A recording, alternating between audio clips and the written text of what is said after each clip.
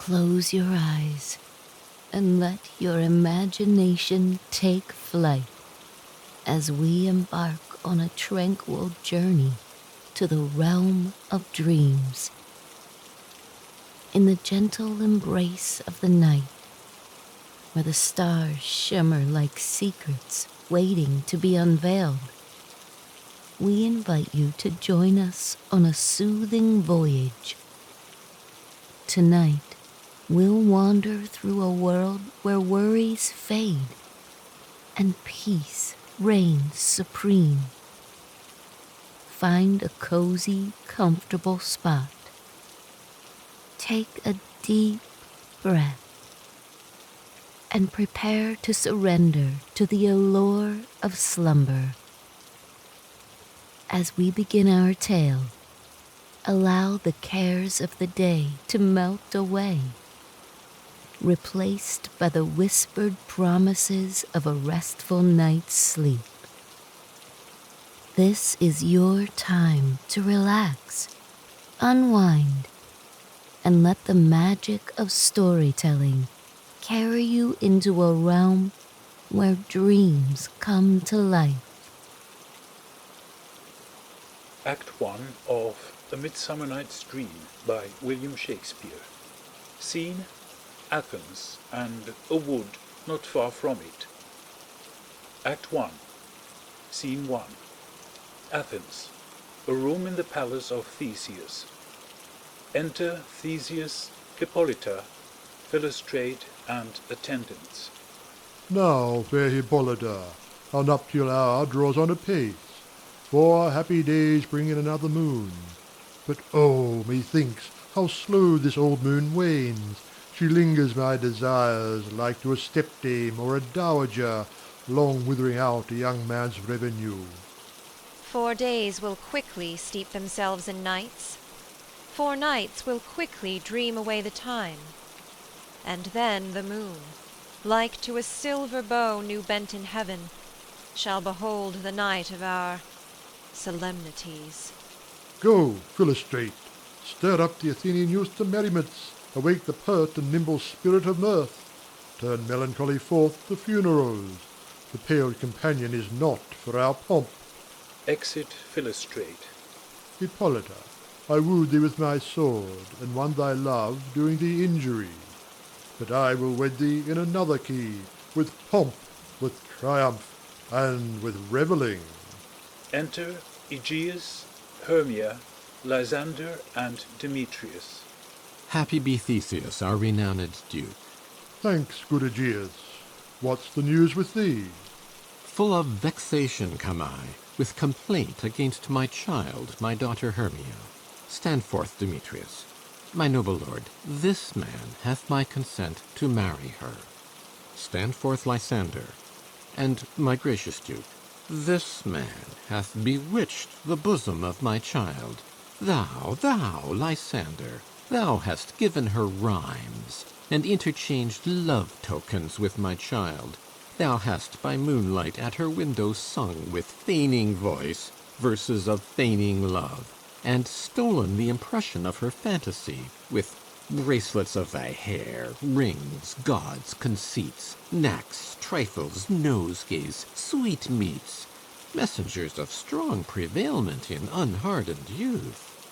With cunning hast thou filched my daughter's heart, turned her obedience, which is due to me, to stubborn harshness. And, my gracious duke, be it so she will not here before your grace consent to marry with Demetrius, I beg the ancient privilege of Athens. As she is mine, I may dispose of her, which shall be either to this gentleman or to her death, according to our law immediately provided in that case. What say you, Hermia? Be advised, fair maid. To you your father should be as a god, one that composed your beauties, yea, and one to whom you are but as a form in wax, by him imprinted, and within his power to leave the figure or disfigure it. Demetrius is a worthy gentleman. So is Lysander. In himself he is, but in this kind, wanting your father's voice, the other must be held the worthier. I would my father looked but with my eyes. Rather, your eyes must with his judgment look. I do entreat your grace to pardon me. I know not by what power I am made bold, nor how it may concern my modesty, in such a presence here to plead my thoughts. But I beseech your grace that I may know the worst that may befall me in this case, if I refuse to wed Demetrius. Either to die the death, or to abjure for ever the society of men. Therefore, fair Hermia, question your desires. Know of your youth, examine well your blood, whether, if you yield not to your father's choice, you can endure the livery of a nun. For I, to be shady cloister mewed, to live a barren sister all your life, chanting faint hymns to the cold, fruitless moon. Thrice blessed they that master so their blood, to undergo such maiden pilgrimage. But earthlier happy is the rose distilled than that which, withering on the virgin thorn, grows, lives, and dies in single blessedness. So will I grow. So live, so die, my lord, ere I will yield my virgin patent up unto his lordship, whose unwished yoke my soul consents not to give sovereignty.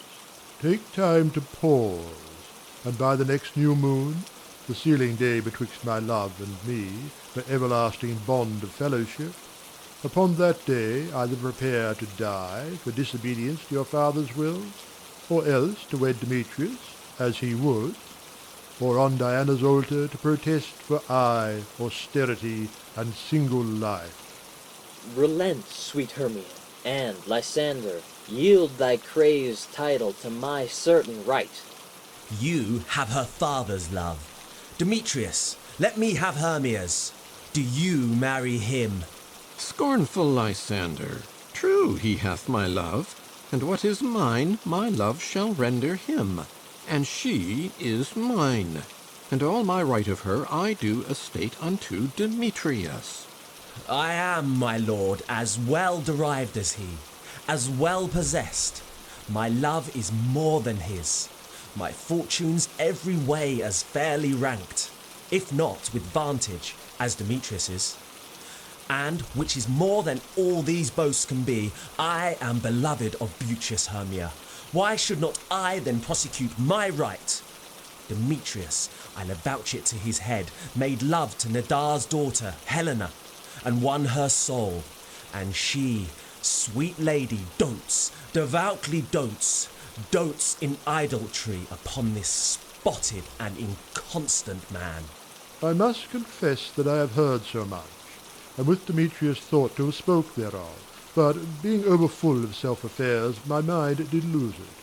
But Demetrius come, and come, Aegeus, you shall go with me. I have some private schooling for you both.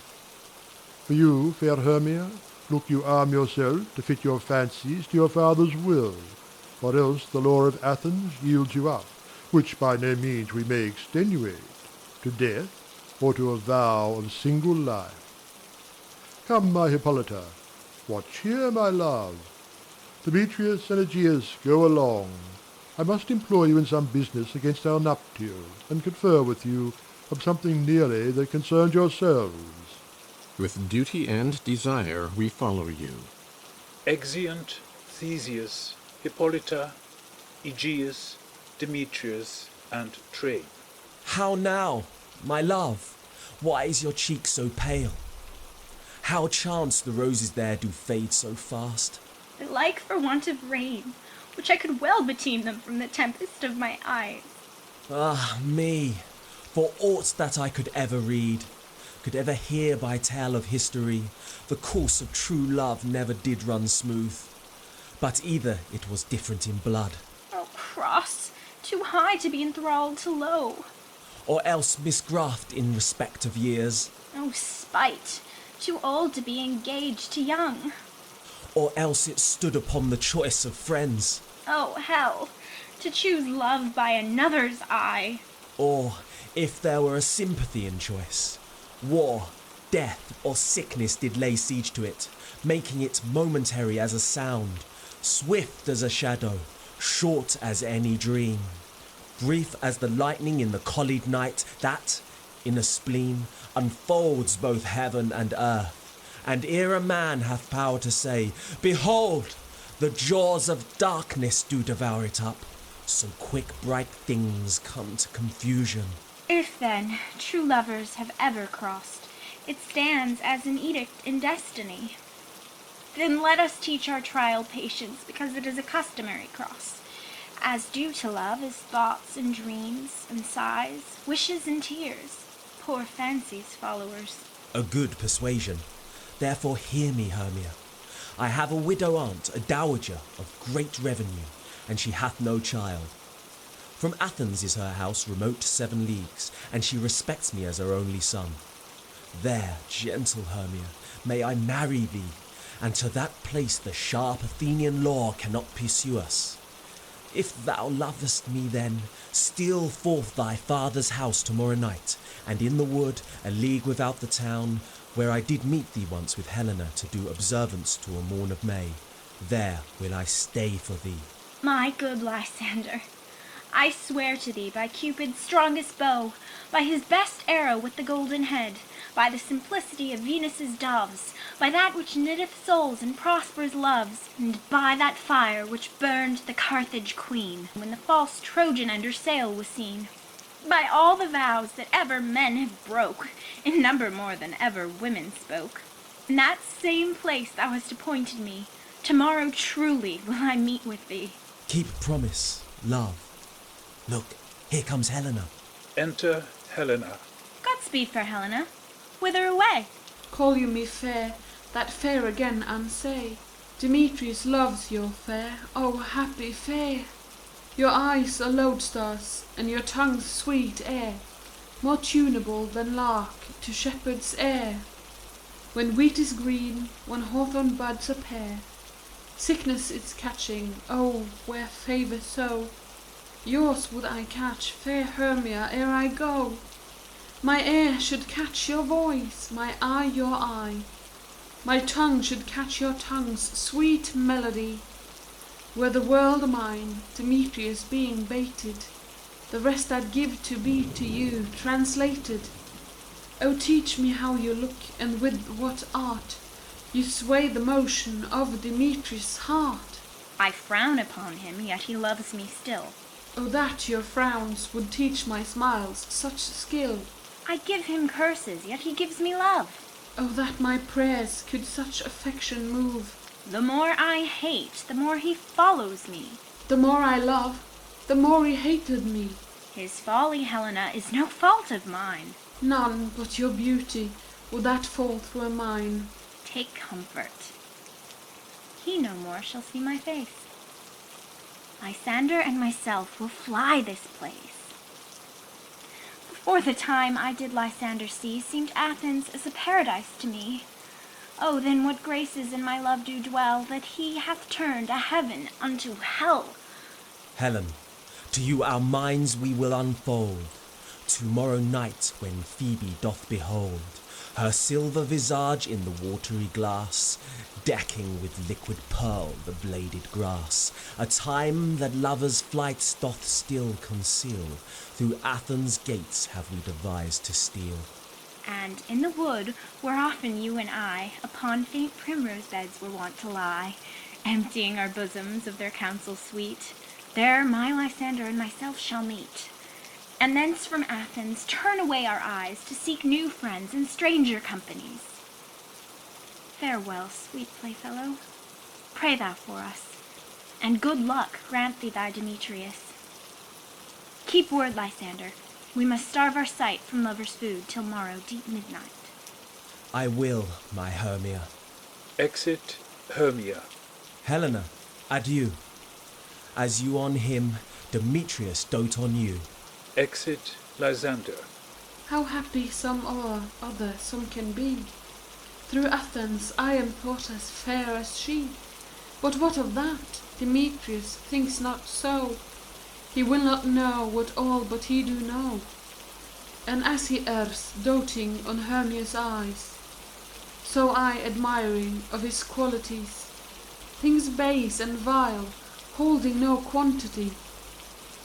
love can transpose to form and dignity. Love looks not with the eyes but with the mind, and therefore is winged Cupid painted blind. Nor hath love's mind of any judgment taste, wings and no eyes, figure unheedy haste. And therefore is love said to be a child, because in choice he is so oft beguiled. As waggish boys in game themselves forswear, so the boy love is perjured everywhere. For ere Demetrius looked on Hermia's eyne, he hailed down oaths that he was only mine. And when this hail some heat from Hermia felt, so he dissolved, and showers of oaths did melt. I will go tell him of fair Hermia's flight, then to the wood will he tomorrow night pursue her, and for his intelligence, if I have thanks, it is a dear expense. But herein mean I to enrich my pain, to have his sight thither and back again. Exit Helena. Scene 2. The same. A room in a cottage. Enter Snug, Bottom, Flute, Snout, Quince, and Starveling. Is all our company here? You were best to call them generally, man by man, according to the script. Here is the scroll of every man's name, which is thought fit, through all Athens, to play in our interlude before the Duke and Duchess on his wedding day at night. First, good Peter Quince, say what the play treats on. Then read the names of the actors, and so grow to a point. Mary, our play is The Most Lamentable Comedy and Most Cruel Death of Pyramus and Thisbe. A very good piece of work, I assure you, and a merry. Now, good Peter Quince, call forth your actors by the scroll. Masters, spread yourselves. Answer as I call you. Nick Bottom the Weaver. Ready. Name what part I am for, and proceed. You, Nick Bottom, are set down for Pyramus. What is Pyramus? A lover or a tyrant? A lover that kills himself most gallantly for love. That will ask some tears in the true performing of it. If I do it, let the audience look to their eyes. I will move storms. I will condole in some measure. To the rest. Yet my chief humor is for a tyrant. I could play Hercules rarely, or a part to tear a cat in, to make all split. The raging rocks and shivering shocks shall break the locks of prison gates, and Phoebus' car shall shine from far, and make and mar the foolish fates. This was lofty. Now name the rest of the players. This is Hercules' vein, a tyrant's vein. A lover is more condoling. Francis Flute, the bellows mender. Here, Peter Quince. Flute, you must take Thisbe on you. What is Thisbe? A wandering knight? It is the lady that Pyramus must love. Nay, faith, let me not play a woman. I have a beard coming. That's all one. You shall play it in a mask, and you may speak as small as you will. And I may hide my face. Let me play Thisbe, too. I'll speak in a monstrous little voice. Thisne, Thisne, ah, Pyramus, my lover dear, thy Thisbe dear, and lady dear. No, you must play Pyramus, and Flute, you Thisbe. Well, proceed. Robin Starveling, the tailor. Here, Peter Quince. Robin Starveling, you must play Thisbe's mother. Tom Snout, the tinker. Here, Peter Quince. You, Pyramus's father. Myself, Thisbe's father. Snug the joiner, you, the lion's part. And I hope here is a play fitted. Have you the lion's part written? Pray you, if it be, give it me, for I am slow of study. You may do it extempore, for it is nothing but roaring. Let me play the lion, too. I will roar that I will do any man's heart good to hear me. I will roar that I will make the Duke say, let him roar again, let him roar again.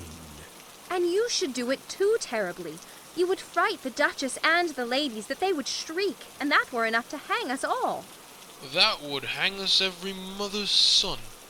I grant you, friends, if you should fright the ladies out of their wits, they would have no more discretion but to hang us. But I will aggravate my voice so that I will roar you as gently as any sucking dove. I will roar you when 'twere any nightingale. Row, row, row, row. You can play no part but Pyramus. For Pyramus is a sweet-faced man, a proper man, as one shall see in a summer's day. A most lovely, gentlemanlike man. Therefore you must needs play Pyramus. Well, I will undertake it. What beard were I best to play it in? Why, what you will.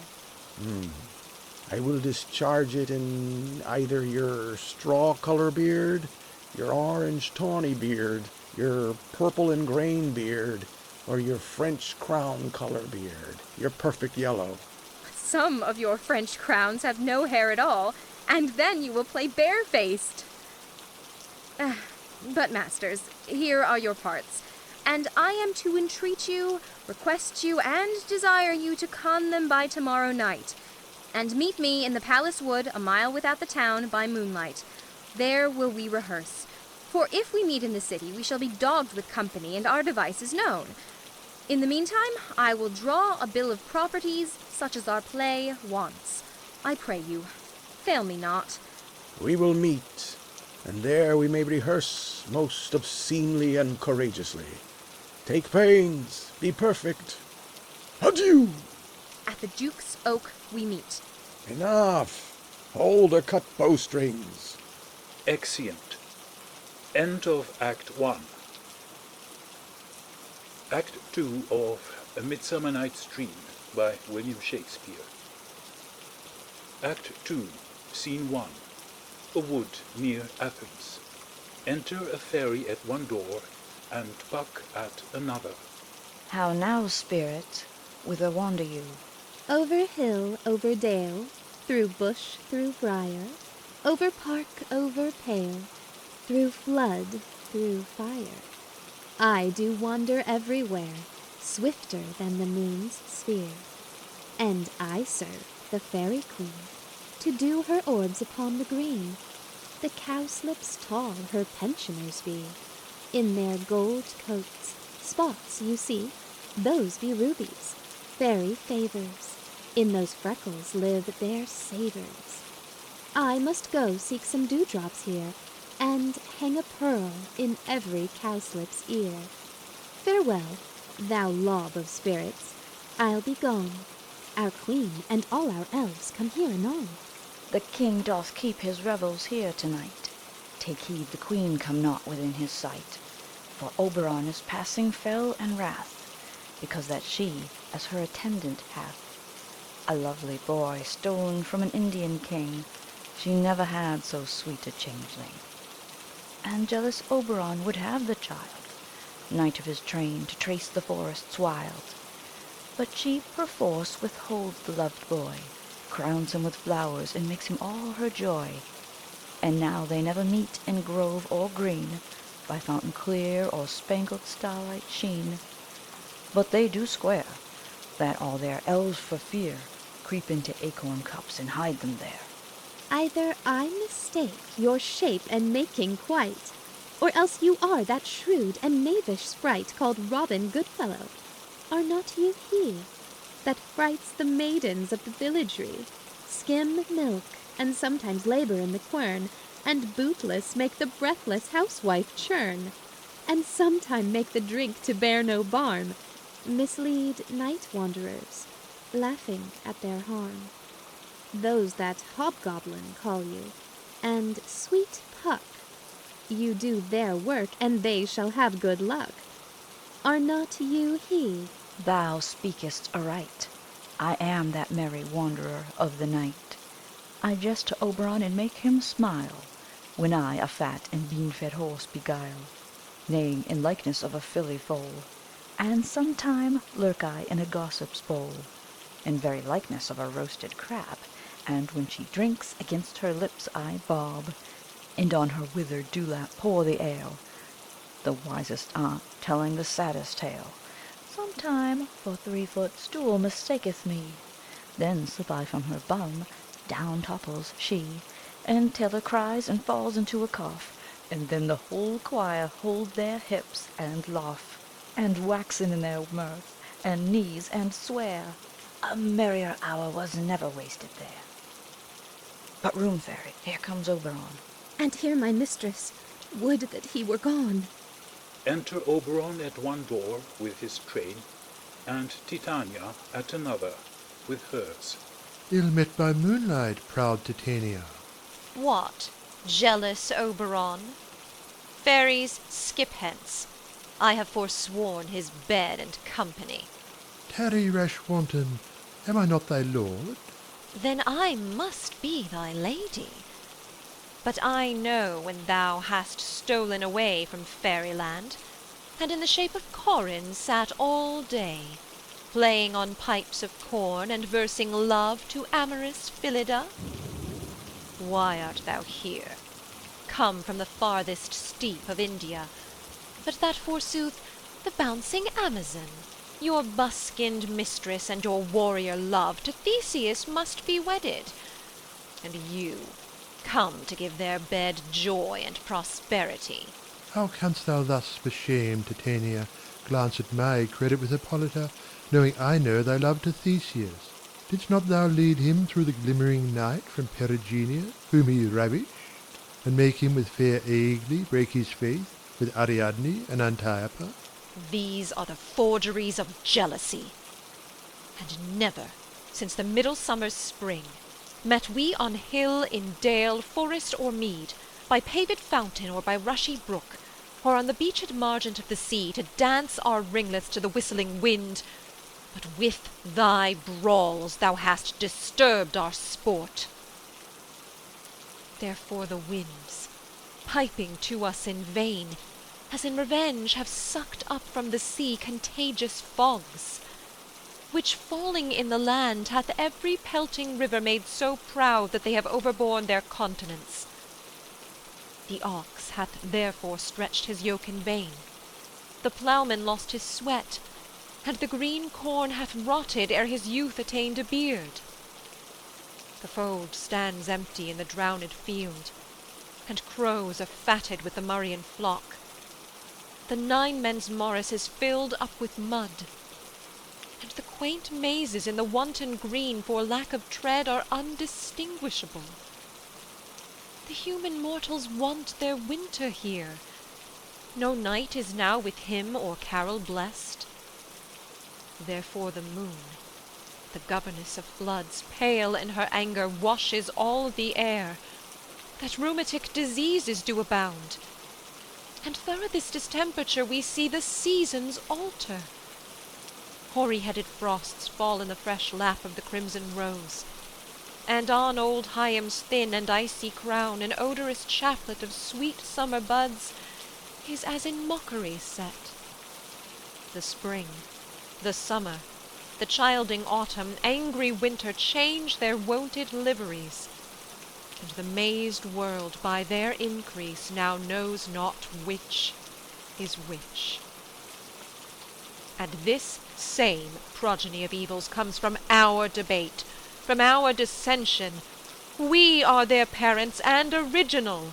Do you amend it then? It lies in you. Why should Titania cross so Oberon? I do but beg a little changeling boy to be my henchman. Oh, set your heart at rest. The fairy land buys not the child of me.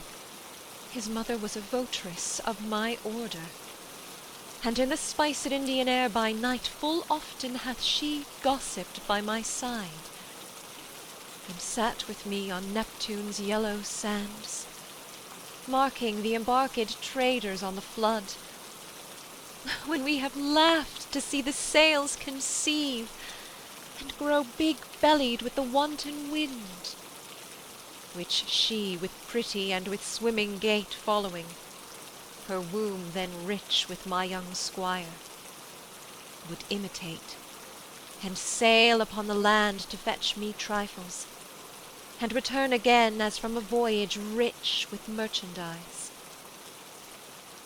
But she, being mortal, of that boy did die, and for her sake do I rear up her boy, and for her sake I will not part with him. How long within this wood intend you stay? Perchance till after Theseus' wedding day. If you will patiently dance in our round and see our moonlight revels, go with us.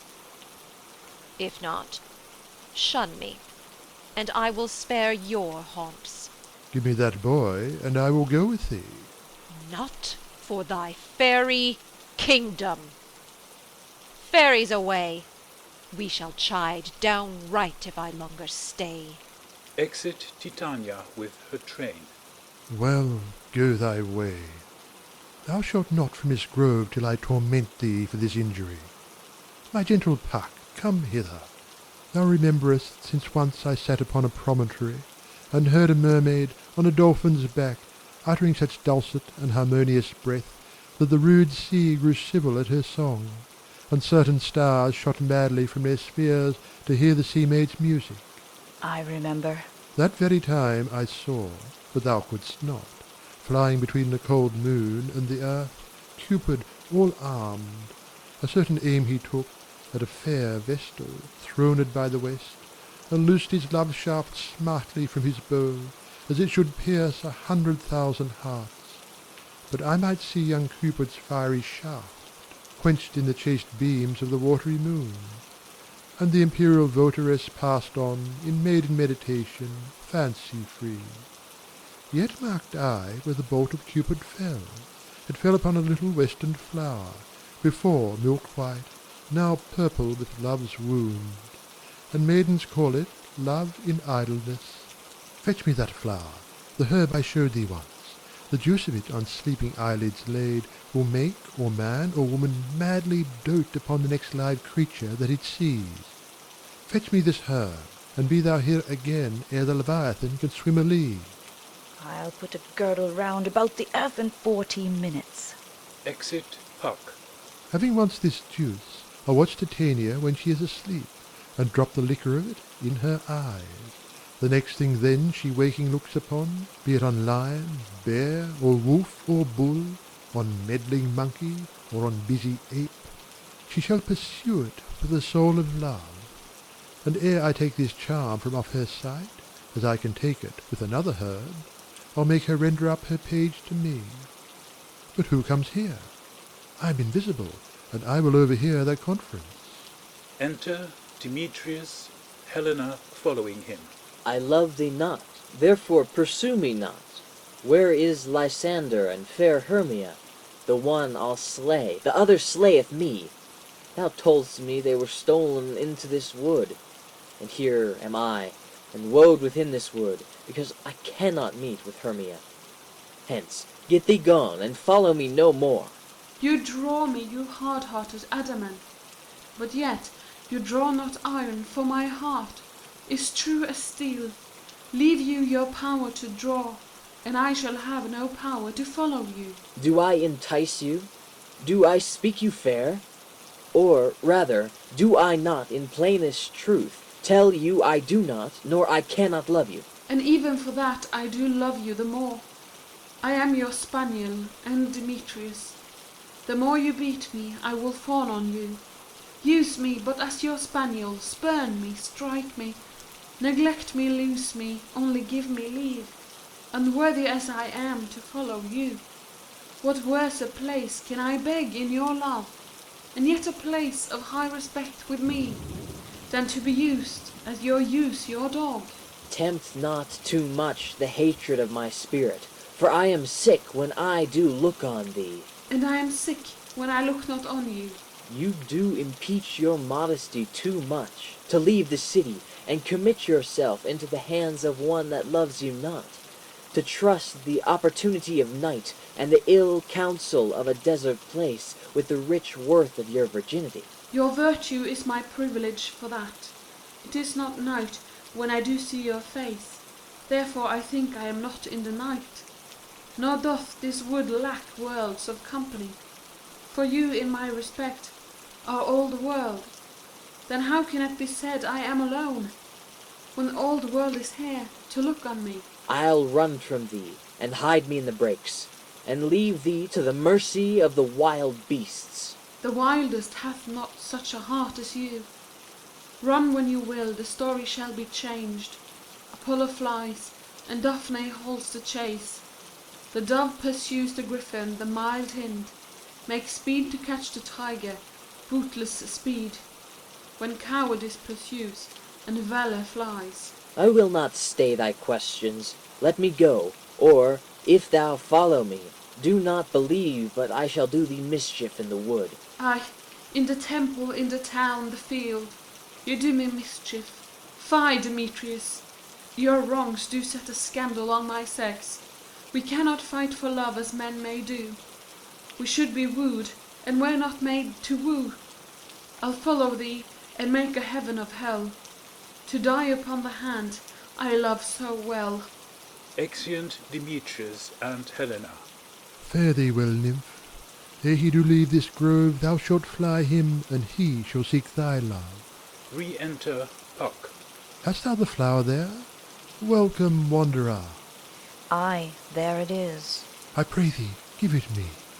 I know a bank whereon the wild thyme blows, where oxlips and the nodding violet grows, quite over-canopied with luscious woodbine, with sweet musk roses, and with eglantine.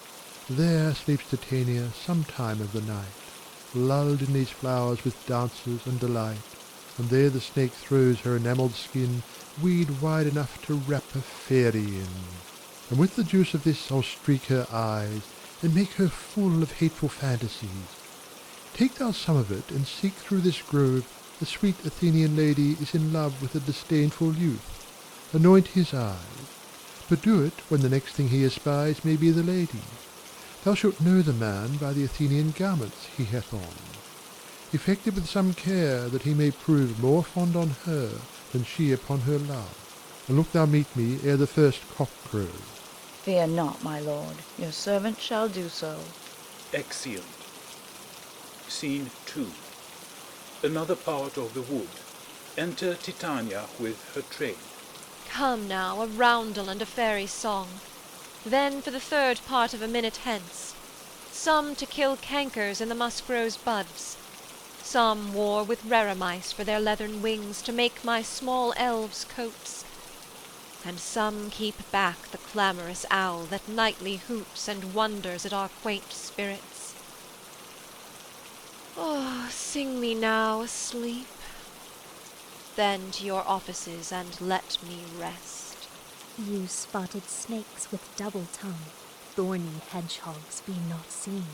Newts and blind worms do no wrong. Come not near our fairy queen. Philomel with melody, singing our sweet lullaby. Lullaby, lullaby, lullaby, lullaby. Never harm, spell, nor charm. Come, our lovely lady nigh. So good night with lullaby. Weaving spiders, come not here. Hence, you long-legged spinners, hence. Beetles black, approach not near.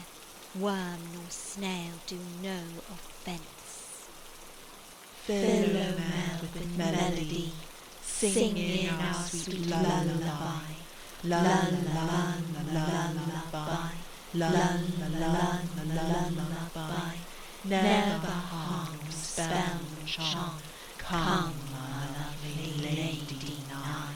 So good night with lullaby. Hence, away, now all is well. One aloof, stand sentinel. Exeunt fairies. Titania sleeps. Enter Oberon. Squeezes the flower on Titania's eyelids. What thou seest when thou dost wake, do it for thy true love take. Love and languish for his sake, be it ounce, or cat, or bear, pard or boar with bristled hair. In thy eye that shall appear when thou wakest, it is thy dear. Wake when some vile thing is near. Exit. Enter Lysander and Hermia. Fair love, you faint with wandering in the wood, and, to speak troth, I have forgot our way. We'll rest us, Hermia, if you think it good, and tarry for the comfort of the day. Be it so, Lysander. Find you out of bed, for I upon this bank will rest my head. One turf shall serve as pillow for us both. One heart, one bed, two bosoms, and one troth. Nay, good Lysander, for my sake, my dear, lie farther off yet. Do not lie so near. Oh, take the sense, sweet of my innocence. Love takes the meaning in love's conference. I mean that my heart unto yours is knit, so that but one heart we can make of it. Two bosoms interchained with an oath, so then two bosoms and a single troth. Then by your side no bedroom me deny, for lying so, Hermia, I do not lie. Lysander riddles very prettily. Now much beshrew my manners and my pride if Hermia meant to say Lysander lied. But gentle friend, for love and courtesy lie further off. In human modesty such separation as may well be said becomes a virtuous bachelor and a maid. So far be distant, and good night, sweet friend. Thy love ne'er alter till thy sweet life end. Amen, amen, to that fair prayer say I, and then end life when I end loyalty. Here is my bed, sleep give thee all his rest. With half that wish the wisher's eyes be pressed. They sleep. Enter Puck. Through the forest have I gone, but Athenian found I none, on whose eyes I might approve this flower's force and stirring love. Night and silence, who is here? Weeds of Athens he doth wear. This is he, my master said, despised the Athenian maid. And here the maiden sleeping sound on the dank and dirty ground. Pretty soul, she durst not lie near this lack-love, this kill courtesy. Churl upon thy eyes I throw all the power this charm doth owe. When thou wakest, let love forbid sleep his seat on thy eyelid. So awake when I am gone, for I must now to Oberon. Exit. Enter Demetrius and Helena running. Stay, thou kill me, sweet Demetrius. I charge thee, hence, and do not haunt me thus. Oh, wilt thou, darkling, leave me? Do not so. Stay on thy peril. I alone will go. Exit Demetrius. Oh, I am out of breath in this fond chase. The more my prayer, the lesser is my grace. Happy is Hermia, wheresoe'er she lies, for she hath blessed and attractive eyes. How came her eyes so bright? Not with salt tears. If so, my eyes are oftener washed than hers. No, I am as ugly as a bear, for beasts that meet me run away for fear. Therefore no marvel though Demetrius do as a monster fly my presence thus. What wicked and dissembling glass of mine made me compare with Hermia's sphered eyne? But who is here? Lysander on the ground, dead or asleep? I see no blood, no wound. Lysander, if you live, good sir, awake. Lysander, waking. And run through fire I will for thy sweet sake. Transparent Helena, nature shows art that through thy bosom makes me see thy heart. Where is Demetrius? Oh, how fit a word is that vile name to perish on my sword. Do not say so, Lysander, say not so. What though he love your Hermia? Lord, what though? Yet Hermia still loves you, then be content. Content with Hermia? No, I do repent the tedious minutes I with her have spent. Not Hermia, but Helena I love, who will not change a raven for a dove. The will of man is by his reason swayed, and reason says you are the worthier maid. Things growing are not ripe until their season, so I, being young, till now ripe not to reason, and touching now the point of human skill, reason becomes the marshal to my will, and leads me to your eyes, where I overlook love's stories, written in love's richest book. Wherefore was I to this keen mockery born, when at your hands did I deserve this scorn?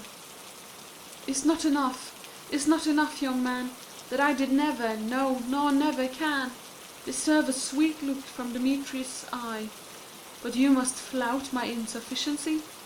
Good troth, you do me wrong, good sooth you do, in such disdainful manner me to woo. But fare you well, performance I must confess, I thought you lord of more true gentleness, or that a lady of one man refused, should of another therefore be abused. Exit. She sees not Hermia. Hermia, sleep thou there, and never mayst thou come Lysander near. For as a surfeit of the sweetest things, the deepest loathing to the stomach brings, or as the heresies that men do leave are hated most of those that did deceive, so thou, my surfeit and my heresy, of all be hated, but the most of me, and all my powers address your love and might to honour Helen and to be her knight. Exit. Hermia, starting.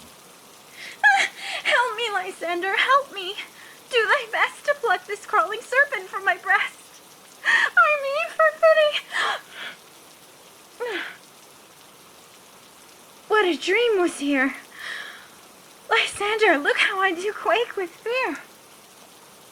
Methought a serpent ate my heart away, and you sat smiling at his cruel prey. Lysander? What, removed? Lysander! Lord? What, out of hearing? Gone? No sound, no word? Alack, where are you? Speaking if you hear. Speak, of all loves. I swoon almost with fear. No, then I will perceive you are not nigh. Either death or you I'll find immediately. Exit. Act 3 of A Midsummer Night's Dream by William Shakespeare. Scene 1. The wood. The Queen of Fairies lying asleep. Enter quince, snug, bottom, flute, snout, and starveling. Are we all met? Pat, and here's a marvelous convenient place for our rehearsal. This green plot shall be our stage, this hawthorn brake our tiring house, and we will do it in action as we will do it before the Duke. Peter Quince. What sayest thou, Bully Bottom? There are things in this comedy of Pyramus and Thisbe that will never please. First, Pyramus must draw a sword to kill himself, which the ladies cannot abide. How answer you that? Fire Larkin, a perilous fear. I believe we must leave the killing out when all is done. Not a whit. I have a device to make all well. Write me a prologue, and let the prologue seem to say we will do no harm with our swords, and that Pyramus is not killed indeed, and for the more better assurance, tell them that I, Pyramus, am not Pyramus, but Bottom the Weaver. This will put them out of fear. Well, we will have such a prologue, and it shall be written in 8 and 6. No, make it 2 more. Let it be written in 8 and 8. Will not the ladies be afeard of a lion? I fear it, I promise you. Masters, you ought to consider with yourselves. to bring in, God shield us, a lion among ladies is a most dreadful thing, for there is not a more fearful wild fowl than your lion living, and we ought to look to it. Therefore another prologue must tell he is not a lion. Nay, you must name his name, and half his face must be seen through the lion's neck, and he himself must speak through, saying thus, or to the same effect, Ladies, fair ladies, I would wish you, or I would request you, or I would entreat you, not to fear, not to tremble, my life for yours.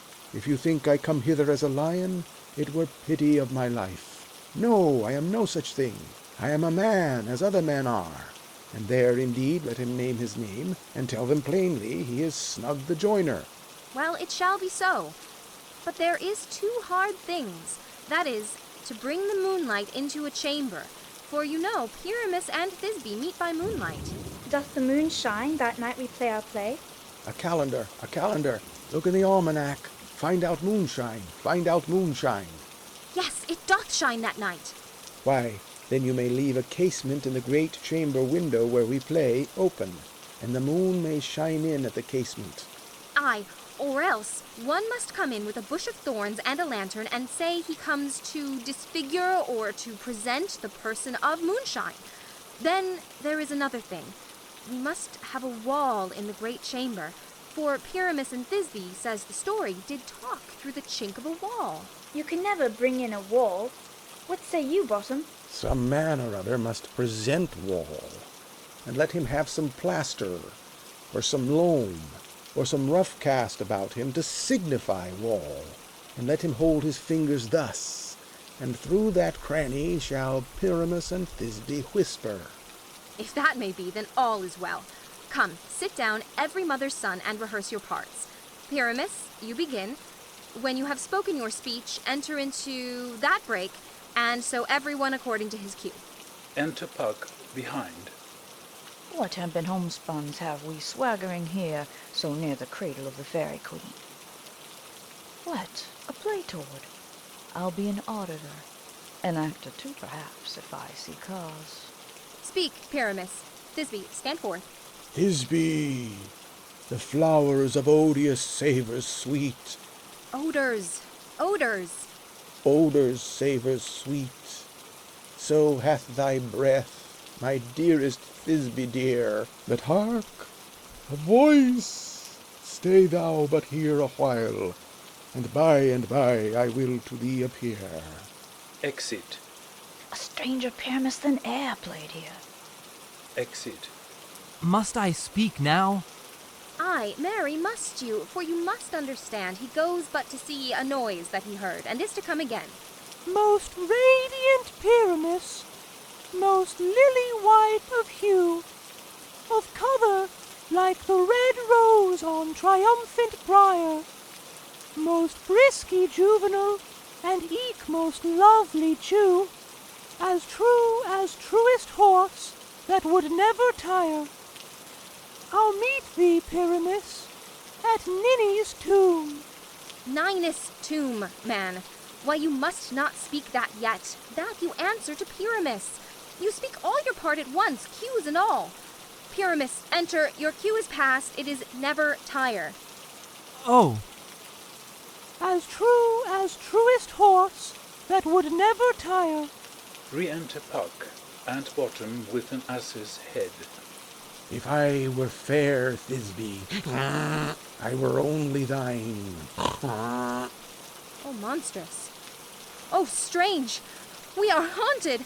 Pray, masters, fly, masters, help! Exeunt clowns. I'll follow you. I'll lead you about a round. Through bog, through bush, through brake, through briar. Sometime a horse I'll be, sometime a hound. A hog, a headless bear, sometime a fire. And neigh and bark and grunt and roar and burn, like horse, hound, hog, bear, fire, at every turn. Exit. Why do they run away? This is a knavery of them to make me afeard. Re-enter Snout. Oh, Bottom, thou art changed. What do I see on thee? What do you see? You see an ass head of your own, do you? Re-enter Quince. Bless thee, Bottom, bless thee, thou art translated. Exit. I see their knavery. This is to make an ass of me, to fright me if they could. But I will not stir from this place, do what they can. I will walk up and down here, and I will sing, that they shall hear I am not afraid. The ousel cock, so black of hue, with orange tawny bill, the throstle with his note so true, the wren with little quill. Titania, waking. What angel wakes me from my flowery bed? The finch, the sparrow, and the lark, the plain song cuckoo grey, whose note full many a man doth mark, and dares not answer nay. For indeed, who would set his wit to so foolish a bird? Who would give a bird the lie, though he cry cuckoo never so? I pray thee, gentle mortal, sing again. Mine ear is much enamoured of thy note, so is mine eye enthralled to thy shape. And thy fair virtue's force perforce doth move me, on the first view to say, to swear I love thee. Methinks, mistress, you should have little reason for that, and yet, to say the truth, reason and love keep little company together nowadays. The more the pity that some honest neighbours will not make them friends. Nay, I can gleek upon occasion. Thou art as wise as thou art beautiful. Not so neither. But if I had wit enough to get out of this wood, I have enough to serve my own turn. Out of this wood do not desire to go. Thou shalt remain here, whether thou wilt or no. I am a spirit of no common rate. The summer still doth tend upon my state, and I do love thee. Therefore go with me. I'll give thee fairies to attend on thee, and they shall fetch thee jewels from the deep, and sing while thou on pressed flowers dost sleep. And I will purge thy mortal grossness so, that thou shalt like an airy spirit go. Peace blossom, cobweb, moth, and mustard seed. Enter 4 fairies. Ready. And I. And I. Where shall we go? Be kind and courteous to this gentleman. Hop in his walks and gambol in his eyes. Feed him with apricots and dewberries, with purple grapes, green figs, and mulberries. The honey bags steal from the humble bees, and for night tapers crop their waxen thighs, and light them at the fiery glowworm's eyes, to have my love to bed, and to arise, and pluck the wings from painted butterflies, to fan the moonbeams from his sleeping eyes. Nod to him, elves, and do him courtesies. Hail, mortal. Hail! Hail! Hail! I cry your worship's mercy heartily. I beseech your worship's name. Cobweb. I shall desire you of more acquaintance, good Master Cobweb. If I cut my finger, I shall make bold with you. Your name, honest gentleman? Peas blossom. I pray you commend me to Mistress Squash, your mother, and to Master Peascod, your father. Good Master Peas Blossom, I shall desire you of more acquaintance too. Your name, I beseech you, sir? Mustard seed. Good Master Mustard Seed, I know your patience well. That same cowardly giant-like ox beef hath devoured many a gentleman of your house. I promise you your kindred hath made my eyes water ere now. I desire you of more acquaintance, good Master Mustard Seed. Come, wait upon him, lead him to my bower. The moon, methinks, looks with a watery eye, and when she weeps, weeps every little flower, lamenting some enforced chastity. Tie up my lover's tongue, bring him silently. Exeunt. Scene 2. Another part of the wood. Enter Oberon. I wonder if Titania be awake. Then what it is that next came in her eye, which she must dote on in extremity. Enter Puck. Here comes my messenger. How now, mad spirit? What night rule now about this haunted grove? My mistress with a monster is in love, near to her close and consecrated bower, while she was in her dull and sleeping hour.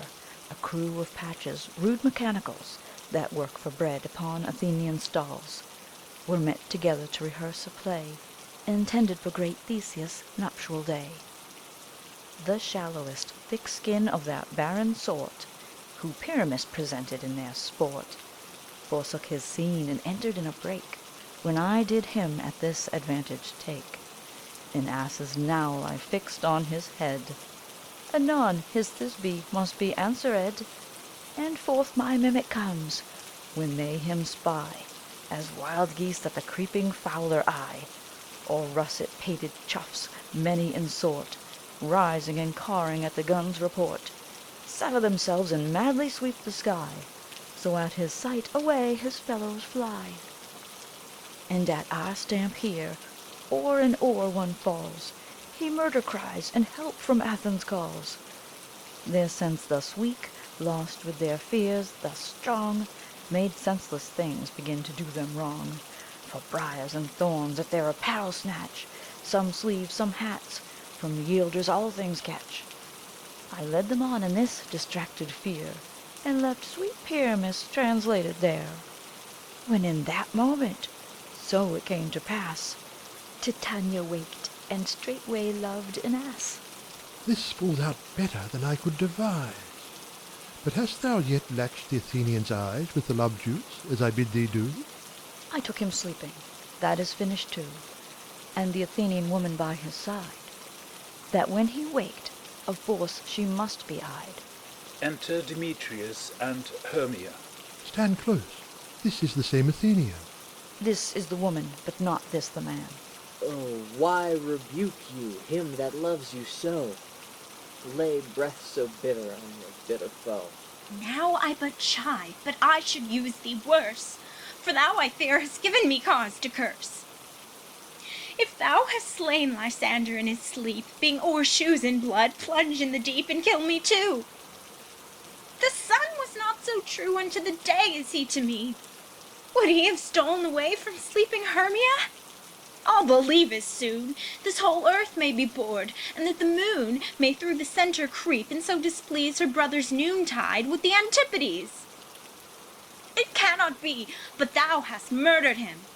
So should a murderer look, so dead, so grim.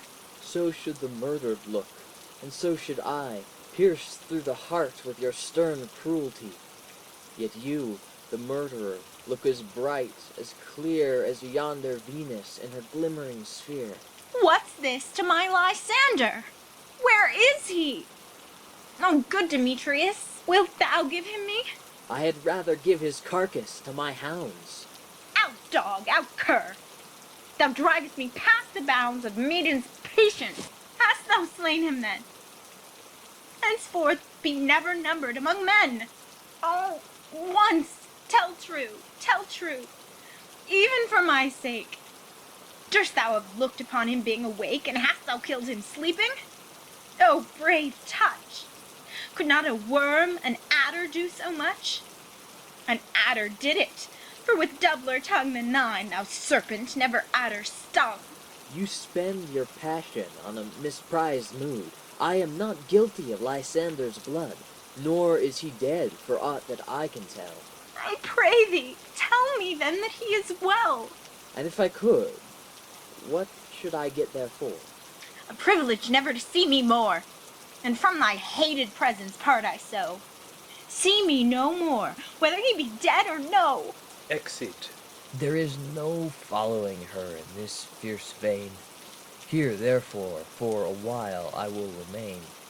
So sorrow's heaviness doth heavier grow, for debt that bankrupt sleep doth sorrow owe, which now in some slight measure it will pay, if for his tender here I make some stay. Lies down. What hast thou done? Thou hast mistaken quite, and laid the love juice on some true love's side. Of thy misprision must perforce ensue some true love turn, and not a false turn true. Then fate o'errules, that one man holding troth, a million fail, confounding oath on oath. About the woods go, swifter than the wind, and Helena of Athens look thou find. All fancy sick she is, and pale of cheer, with sighs of love that cost the fresh blood dear. By some illusion see thou bring her here, I'll charm his eyes against she do appear. I go, look how I go, swifter than arrow from the Tartar's bow. Exit. Flower of this purple dye, hit with Cupid's archery, sink in apple of his eye. When his love he doth espy, let her shine as gloriously as the Venus of the sky. When thou wakest, if she be by, beg of her for remedy. Re-enter Puck. Captain of our fairy band, Helena is here at hand, and the youth mistook by me, pleading for a lover's fee. Shall we their fond pageant see? Lord, what fools these mortals be! Stand aside. The noise they make will cause Demetrius to awake. Then we'll two at once woo one. That must needs be sport alone. And those things do best please me, that befall preposterously. Enter Lysander and Helena. Why should you think that I would woo in scorn? Scorn and derision never come in tears. Look, when I vow, I weep, and vows so born, in their nativity all truth appears. How can these things in me seem scorn to you, bearing the badge of faith, to prove them true? You do advance your cunning more and more, when truth kills truth, O devilish holy fray. These vows are Hermes, will you give her o'er? Weigh oath with oath, and you will nothing weigh. Your vows to her and me put in two scales, will even weigh, and both as light as tails. I had no judgment when to her I swore. Nor none in my mind, now you give her over. Demetrius loves her, and he loves not you. Demetrius awaking. Oh, Helen, goddess, nymph, perfect, divine, to what, my love, shall I compare thine eyne? Crystal is muddy. Oh, how ripe in show thy lips, those kissing cherries, tempting grow. That pure congealed white high Taurus snow, fanned with the eastern wind, turns to a crow, when thou hold'st up thy hand. Oh, let me kiss this princess of pure white, this seal of bliss.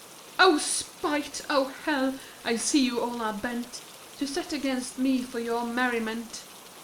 If you were civil and knew courtesy, you would not do to me thus much injury.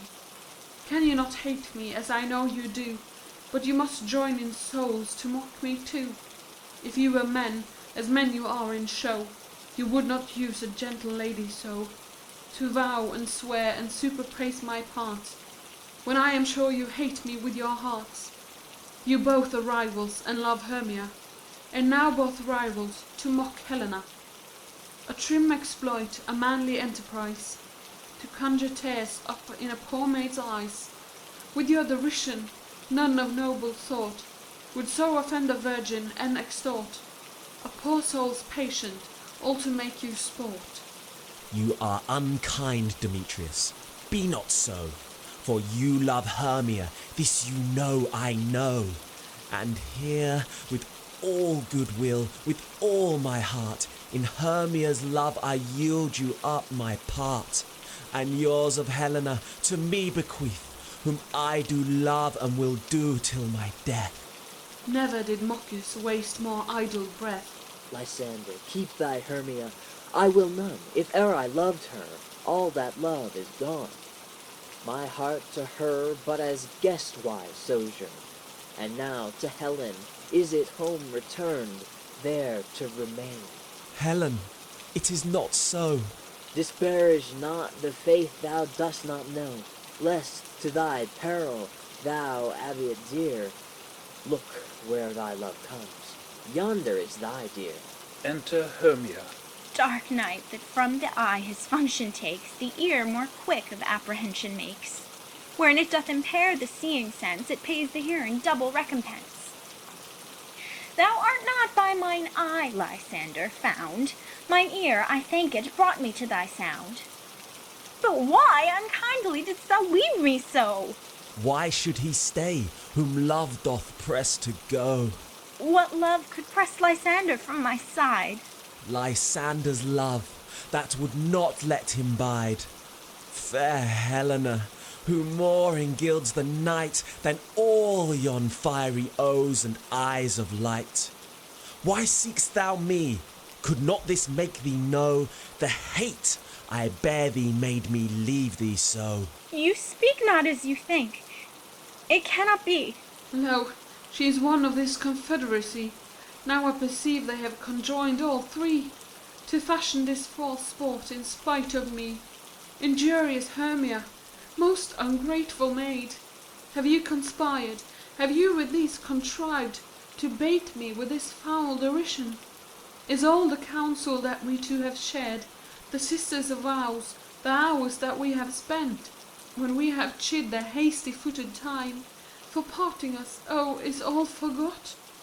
All school-days friendship, childhood innocence, we, Hermia, like two artificial gods, have with our needles created both one flower, both on one sampler, sitting on one cushion, both warbling of one song, both in one key, as if your hands, our sides, voices and minds, have been incorporate, so we grew together, like two a double cherry seemed parted, but yet a union in partition. Two lovely berries moulded on one stem, so with two seeming bodies, but one heart. Two of the first, like coats in heraldry, due but to one, and crowned with one crest. And will you rend our ancient love asunder, to join with men in scorning your poor friend? It is not friendly, 'tis not maidenly. Our sex as well as I may chide you for it, though I alone do feel the injury. I am amazed at your passionate words. I scorn you not. It seems that you scorn me. Have you not set Lysander, as in scorn, to follow me and praise my eyes and face, and made your other love, Demetrius, who even but now did spurn me with his foot, to call me goddess, nymph, divine and rare, precious, celestial? Wherefore speaks he this? To her he hates, and wherefore doth Lysander deny your love, so rich within his soul, and tender me, forsooth, affection, but by your setting on, by your consent? What though I be not so in grace as you, so hung upon with love, so fortunate, but miserable most, to love unloved? This you should pity rather than despise. I understand not what you mean by this. I do persevere counterfeit sad looks, make mouths upon me when I turn my back, wink each at other, hold the sweet jest up. This sport, well carried, shall be chronicled. If you have any pity, grace, or manners, you would not make me such an argument. But fare ye well, 'tis partly my own fault, which death or absence soon shall remedy. Stay, gentle Helena, hear my excuse. My love, my life, my soul, fair Helena! Oh, excellent! Sweet, do not scorn her so. If she cannot entreat, I can compel. Thou canst compel no more than she entreat. Thy threats have no more strength than her weak prayers. Helen, I love thee. By my life I do. I swear by that which I will lose for thee, to prove him false that says I love thee not. I say I love thee more than he can do. If thou say so, withdraw, and prove it too. Quick, come. Lysander, where to tends all this? Away, you Ethiop! No, no, sir. He will seem to break loose, take on as you would follow, but yet come not. You are a tame man. Go. Hang off, thou cat, thou burr, vile thing let loose, or I will shake thee from me like a serpent. Why are you grown so rude? What changes this sweet love? Thy love? Out! Tawny Tartar! Out! Out, loathed medicine! Hated potion! Hence! Do you not jest?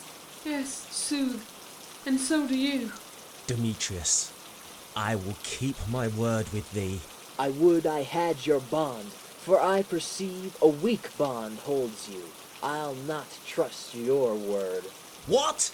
Should I hurt her? Strike her? Kill her dead? Although I hate her, I'll not harm her so. What? Can you do me greater harm than hate? Hate me? Wherefore? Oh me, what news, my love?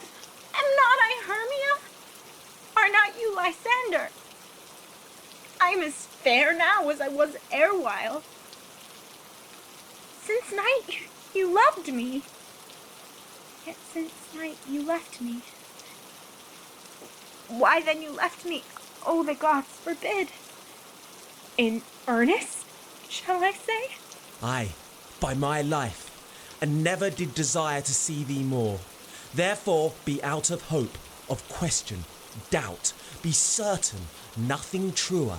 'Tis no jest that I do hate thee and love Helena. Oh me. You juggler, you canker blossom, you thief of love. What? Have you come by night and stolen my love's heart from him?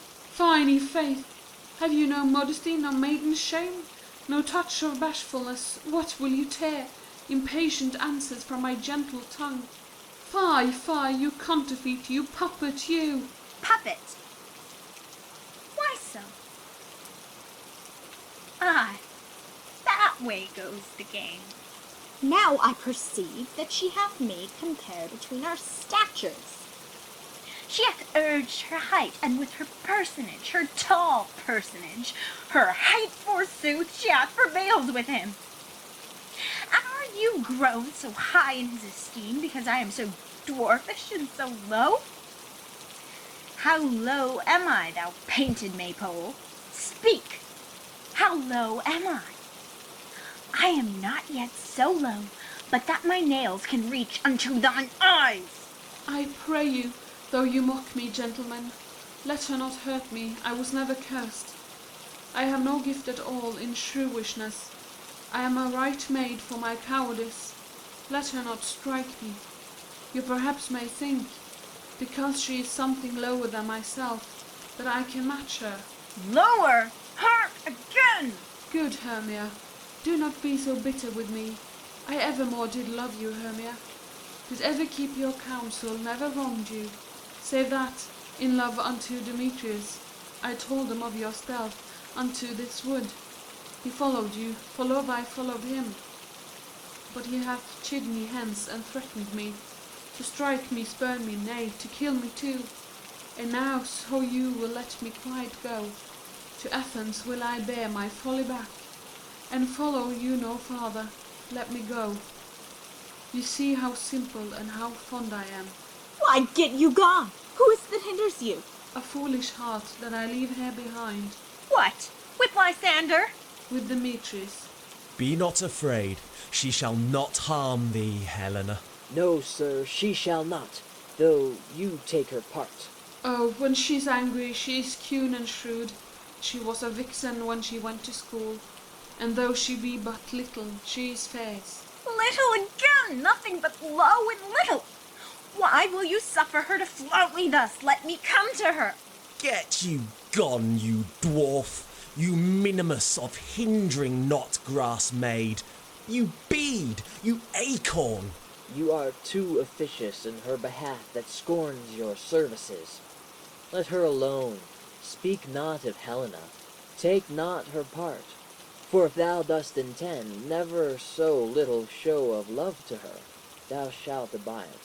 Now she holds me not.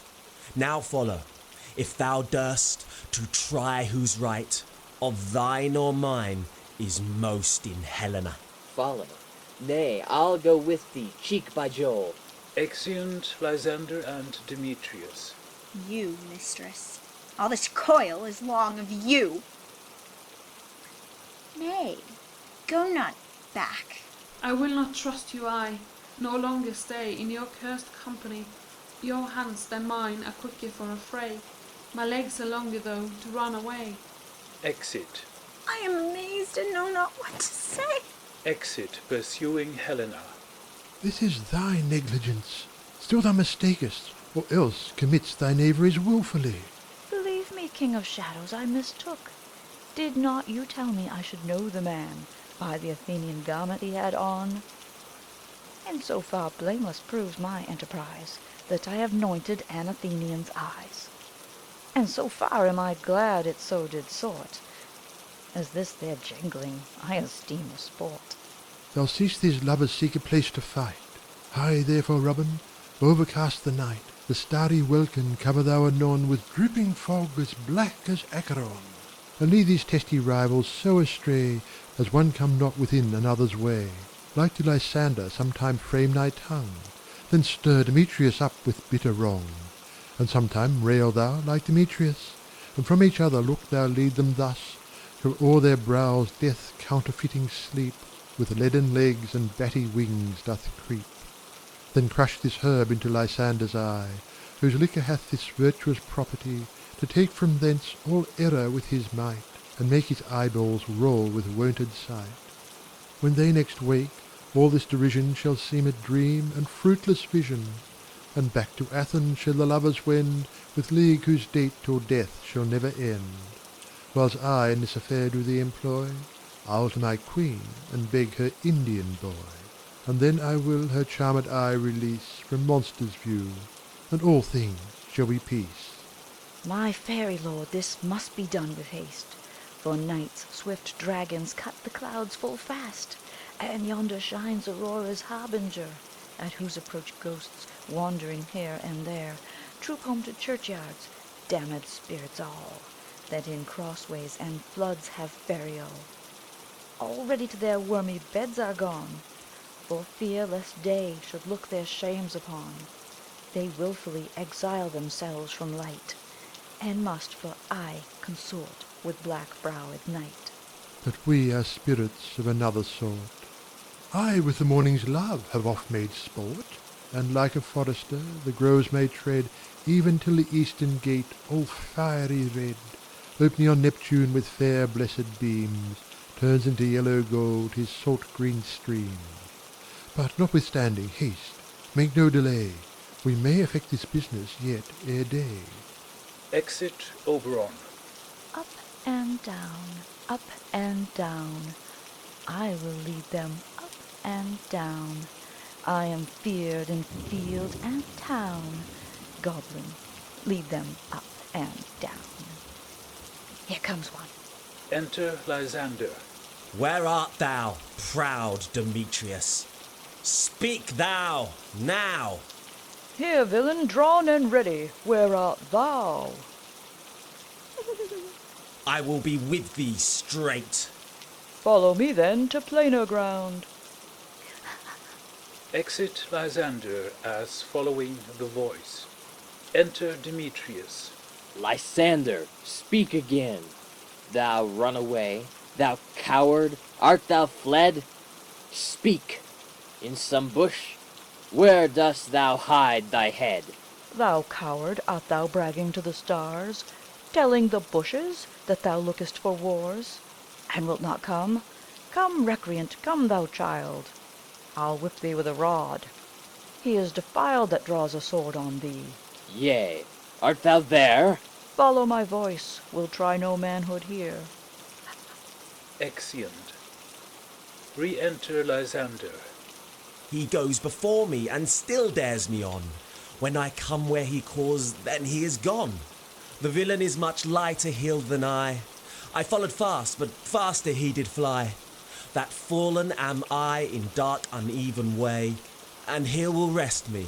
Lies down. Come, thou gentle day, for if but once thou show me thy grey light, I'll find Demetrius and revenge this spite. Sleeps. Re-enter Puck and Demetrius. Ho, ho, ho, ho, coward, why comest thou not? Abide me, if thou darest, for well I wot thou runnest before me, shifting every place. Thou darest not stand, nor look me in the face. Where art thou? Come hither, I am here. Nay, then, thou mockest me. Thou shalt buy this dear, if ever I thy face by daylight see. Now, go thy way. Faintness constraineth me to measure out my length on this cold bed. By day's approach, look to be visited. Lies down and sleeps. Enter Helena. O weary night, O long and tedious night! Abate thy hours, shine comforts from the east, that I may back to Athens by daylight, from these that my poor company detest, and sleep that sometimes shuts up sorrow's eye, steal me a while from mine own company. Sleeps. Yet but 3? Come one more. 2 of both kinds makes up 4. Here she comes, cursed and sad. Cupid is a knavish lad, thus to make poor females mad. Enter Hermia. Never so weary, never so in woe, bedabbled with the dew and torn with briars. I can no further crawl, no further go. My legs can keep no pace with my desires. Here will I rest me till the break of day.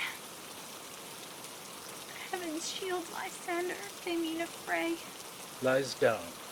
On the ground, sleep sound, I'll apply to your eye gentle lover remedy. Squeezing the juice on Lysander's eye. When thou wakest, thou takest true delight in the sight of thy former lady's eye, and the country proverb known, that every man should take his own, in your waking shall be shown. Jack shall have Jill, naught shall go ill. The man shall have his mare again, and all shall be well. Exit Puck. Demetrius, Helena, etc. sleep. Act 4 of A Midsummer Night's Dream by William Shakespeare. Act 4, Scene 1. The Wood. Enter Titania and Bottom. Peas blossom, cobweb, moth, mustard seed, and other fairies attending. Oberon behind, unseen. Come, sit thee down upon this flowery bed, while I thy amiable cheeks do coy, and stick musk roses in thy sleek smooth head, and kiss thy fair large ears, my gentle joy. Where's Peas Blossom? Ready? Scratch my head, Peas Blossom. Where's Monsieur Cobweb? Ready? Monsieur Cobweb, good Monsieur, get you your weapons in your hand, and kill me a red-hipped humblebee on the top of a thistle, and, good Monsieur, bring me the honey bag. Do not fret yourself too much in the action, Monsieur. And, good Monsieur, have a care the honey bag break not. I would be loath to have you overflown with the honey bag, Signor. Where's Monsieur Mustard Seed? Ready? Give me your niece, Monsieur Mustard Seed. Pray you, leave your curtsy, good Monsieur. What's your will? Nothing, good Monsieur, but to help Cavallero Cobweb to scratch. I must to the barber's, Monsieur, for methinks I am marvellous hairy about the face, and I am such a tender ass If my hair do but tickle me, I must scratch. What, wilt thou hear some music, my sweet love? I have a reasonable good ear in music. Let us have the tongs and the bows. Or say, sweet love, what thou desirest to eat. Truly a peck of provender. I could munch your good dry oats. Methinks I have a great desire to a bottle of hay. Good hay, sweet hay, hath no fellow. I have a venturous fairy that shall seek the squirrel's hoard and fetch thee new nuts. I had rather have a handful or two of dried peas. But I pray you, let none of your people stir me. I have an exposition of sleep come upon me. Sleep thou, and I will wind thee in my arms. Fairies, be gone, and be all ways away. So doth the woodbine the sweet honeysuckle gently entwist. The female ivy so enrings the barky fingers of the elm. Oh, how I love thee, how I dote on thee. They sleep. Oberon advances. Enter Puck. Welcome, good Robin. Seest thou this sweet sight? Her dotage now I do begin to pity.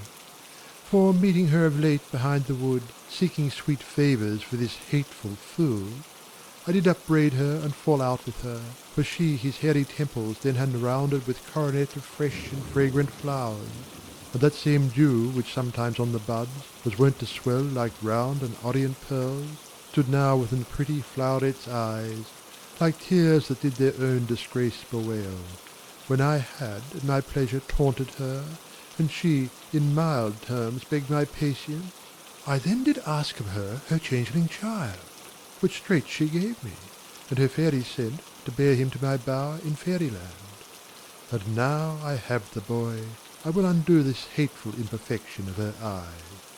And gentle Puck, take this transformed scalp from off the head of this Athenian swain, that he, awaking when the other do, may all to Athens back again repair, and think no more of this night's accidents, but as the fierce vexation of a dream. But first I will release the fairy queen. Touching her eyes with an herb. Be as thou wast wont to be, see as thou wast wont to see.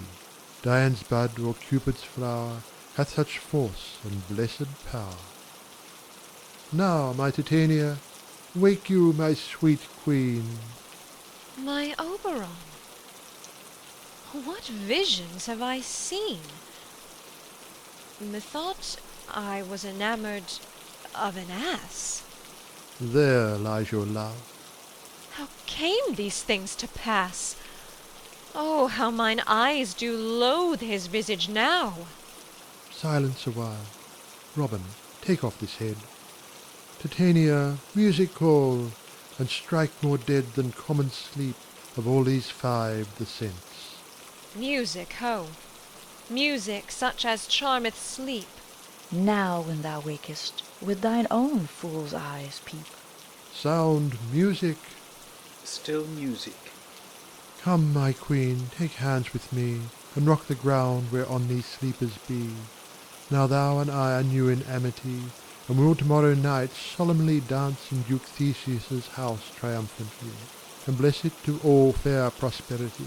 There shall the pairs of faithful lovers be wedded with Theseus all in jollity. Fairy king, attend and mark, I do hear the morning lark. Then, my queen, in silence sad, trip we after night's shade. We the globes encompass soon, swifter than the wandering moon. Come, my lord, and in our flight, tell me how it came this night, that I sleeping here was found with these mortals on the ground. Exeunt. Horns sound within. Enter Theseus, Hippolyta, Aegeus, and Trade. Go, one of you, find out the forester, for now our observation is performed, and since we have the forward of the day, my love shall hear the music of my hounds. Uncouple in the western valley, Go! Dispatch, I say, and find the forester. Exit an attendant. We will, fair queen, up to the mountain's top, and mark the musical confusion of hounds and echo in conjunction. I was with Hercules and Cadmus once, when in a wood of Crete they bayed the bear with hounds of Sparta. Never did I hear such gallant chiding. For besides the groves, the skies, the fountains, every region near seemed all one mutual cry. I never heard so musical a discord, such sweet thunder. My hounds are bred out of the Spartan kind, so fluid, so sanded, and their heads are hung with ears that sweep away the morning dew, crook-kneed and dew-lapped like Thessalian bulls, slow in pursuit, but matched in mouth like bells, each under each. A cry more tunable was never hollored to, nor cheered with horn, in Crete, in Sparta, nor in Thessaly. Judge when you hear. But soft, what nymphs are these? My lord, this is my daughter here asleep, and this Lysander. This Demetrius is. This Helena, old Nedar's Helena. I wonder of their being here together. No doubt they rose up early to observe the rite of May, and hearing our intent, came here in grace of our solemnity. But speak, Aegeus, is this not the day that Hermia should give answer of her choice? It is, my lord. Go, bid the huntsmen wake them with their horns. Horns and shard within. Demetrius, Lysander, Hermia, and Helena awake, and start up. Good morrow, friends. St. Valentine is past. Begin these wood-birds but to couple now? Pardon, my lord. He and the rest kneel to Theseus. I pray you all, stand up. I know you two are rival enemies. How comes this gentle concord in the world, that hatred is so far from jealousy, to sleep by hate and fear no enmity? My lord, I shall reply amazedly. Half sleep, half waking, but as yet, I swear, I cannot truly say how I came here. But, as I think, for truly would I speak, and now I do bethink me, so it is, I came with Hermia hither. Our intent was to be gone from Athens, where we might be without the peril of the Athenian law. Enough! Enough! My lord, you have enough. I beg the law upon his head. They would have stolen away. They would, Demetrius, thereby to have defeated you and me.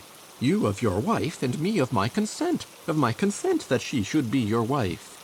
My lord, fair Helen told me of their stealth, of this their purpose hither to this wood, and I in fury hither followed them, fair Helena in fancy following me.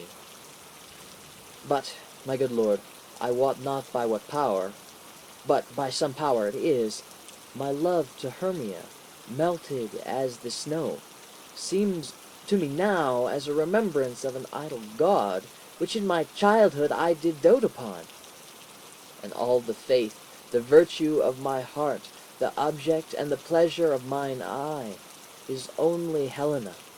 To her, my lord, was I betrothed ere I saw Hermia. But, like a sickness, did I loathe this food, but, as in health, come to my natural taste. Now I do wish it, love it, long for it, and will for evermore be true to it. Fair lovers, you are fortunately met. Of this discourse we more will hear anon. Aegeus, I will overbear your will. For in the temple, by and by with us, these couples shall eternally be knit, and for the morning now is something worn, our purposed hunting shall be set aside. Away with us to Athens, 3 and 3, we'll hold a feast in great solemnity. Come, Hippolyta. Exeunt Theseus, Hippolyta, Aegeus, and train. These things seem small and undistinguishable, like far-off mountains turned into clouds. Methinks I see these things with parted eye, when everything seems double. So methinks, and I have found Demetrius like a jewel, mine own and not my own. It seems to me that yet we sleep, we dream. Do not you think the Duke was here, and bid us follow him? Yea, and my father. And Hippolyta. And he did bid us follow to the temple. Why, then we are awake. Let's follow him. And by the way, let us recount our dreams. Exeunt. As they go out, Bottom awakes. When my cue comes, call me and I will answer. My next is most fair Pyramus. Hey ho! Peter Quince! Flute the bellows mender? Snout the tinker? Starveling! Odds my life! Stolen hence and left me asleep? I have had a most rare vision. I have had a dream. Past the wit of man to say what dream it was. Man is but an ass if he go about to expound this dream. Methought I was... There is no man can tell what. Methought I was... And methought I had... But a man is but a patched fool if he will offer to say what methought I had. The eye of man hath not heard, the ear of man hath not seen, man's hand is not able to taste, his tongue to conceive, nor his heart to report what my dream was. I will get Peter Quince to write a ballad of this dream. It shall be called Bottom's Dream, because it hath no bottom, and I will sing it in the latter end of a play, before the Duke. Peradventure, to make it the more gracious, I shall sing it at her death. Exit. Scene 2. Athens. A room in Quince's house. Enter Quince, flute, snout, and starveling. Have you sent to Bottom's house? Is he come home yet? He cannot be heard of. Out of doubt, he is transported. If he come not, then the play is marred. It goes not forward, doth it? It is not possible. You have not a man in all Athens able to discharge Pyramus but he. No. He hath simply the best wit of any handicraft man in Athens. Yea, and the best person too. And he is a very paramour for a sweet voice. You must say paragon. A paramour is, God bless us, a thing of naught. Enter Snug. Masters, the Duke is coming from the temple, and there is 2 or 3 lords and ladies more married. If our sport had gone forward, we had all been made then. O sweet bully Bottom! Thus hath he lost 6 pence a day during his life. He could not have scaped 6 pence a day. And the Duke had not given him 6 pence a day for playing Pyramus, I'll be hanged. He would have deserved it. 6 pence a day in Pyramus, or nothing. Enter Bottom. Where are these lads? Where are these hearts? Bottom! Oh, most courageous day! Oh, most happy hour! Masters, I am to discourse wonders, but ask me not what, for if I tell you, I am not a true Athenian. I will tell you everything, right as it fell out. Let us hear, sweet Bottom. Not a word of me. All that I will tell you is that the Duke hath dined. Get your apparel together, good strings to your beards, new ribbons to your pumps. Meet presently at the palace. Every man look over his part. For the short and the long is, our play is preferred. In any case, let Thisbe have clean linen, and let not him that plays the lion pare his nails, for they shall hang out for the lion's claws. And, most dear actors, eat no onions nor garlic, for we are to utter sweet breath, and I do not doubt but to hear them say it is a sweet comedy. No more words. Away! Go! Away! Exeunt. Act 5 of A Midsummer Night's Dream by William Shakespeare. Act 5, Scene 1. Athens. An apartment in the palace of Theseus. Enter Theseus, Hippolyta, Illustrate, lords and attendants. 'Tis strange, my Theseus, that these lovers speak of. More strange than true. I never may believe these antique fables, nor these fairy toys.